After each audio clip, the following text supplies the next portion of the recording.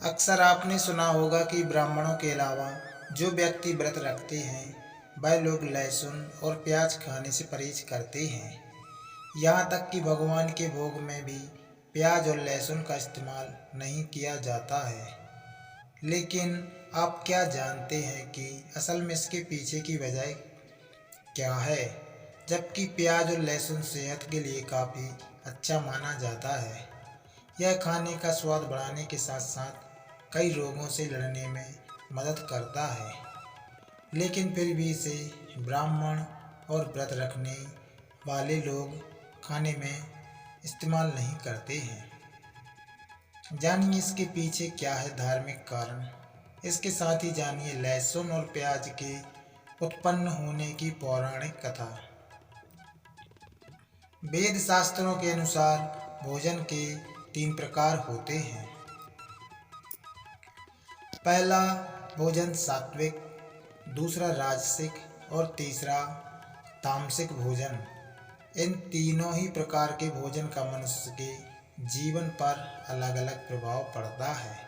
सात्विक भोजन माना जाता है कि जो व्यक्ति सात्विक भोजन यानी दूध, घी, आटा, सब्जियां, फल आदि का सेवन करता है तो उनके अंदर सत्वगुण सबसे अधिक होते हैं। ऐसा भोजन करने से व्यक्ति सात्विक बनता है। इस लेकर श्लोक भी कहा गया है, आहार शुद्धो सतत्व शुद्धि दुर्वा स्मृति स्मृति लंबे सर्वग्रंथिना विप्र मोक्षः। इस श्लोक का अर्थ है कि आहार शुद्ध होगा तो व्यक्ति अंदर से शुद्ध होगा और इससे में ईश्वर की स्मृति दृढ़ होती है।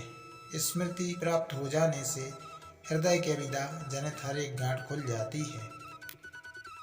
सात्विक भोजन करने से व्यक्ति का मन शांत होने के साथ विचार शुद्ध होते हैं।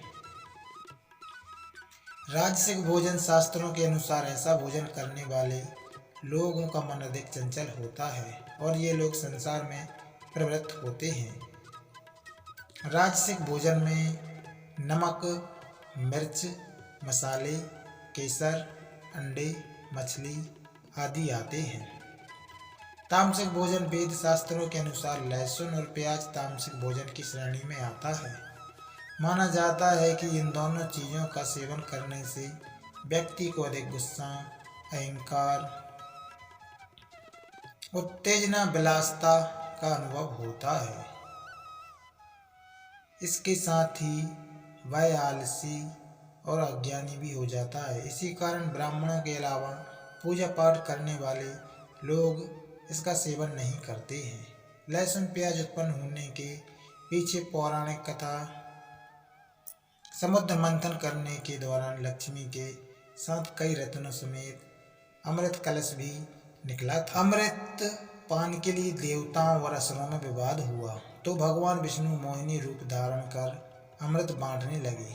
जैसे ही मोहिनी रूप धरे श्री विष्णु ने देवताओं को अमृत पान कराना शुरू किया,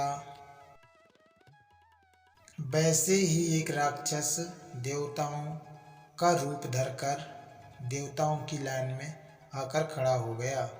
लेकिन सूर्य और चंद्रदेव ने उस राक्षस को पहचान लिया और उन्होंने विष्णु जी को बता दिया। ऐसे में भगवान विष्णु ने अपने चक्र से उसका सिर धड़ से अलग कर दिया। लेकिन उसने थोड़ा अमृत पान किया था जो अभी उसके मुख में था। सिर कटने से खून और अमृत की कुछ बूंदें जमीन पर गिर गईं। उससे ही लहसुन और प्याज की उत्पत्ति हुई। जिस राक्षस का सिर और धड़ भगवान विष्णु ने काटा था, उसका सिर राहु और धड़ केतु के रूप में जाना जाने लगा। मान्यता है कि राक्षस से उत्पन्न होने के कारण भी लहसुन और प्याज का सेवन नहीं किया जाता है।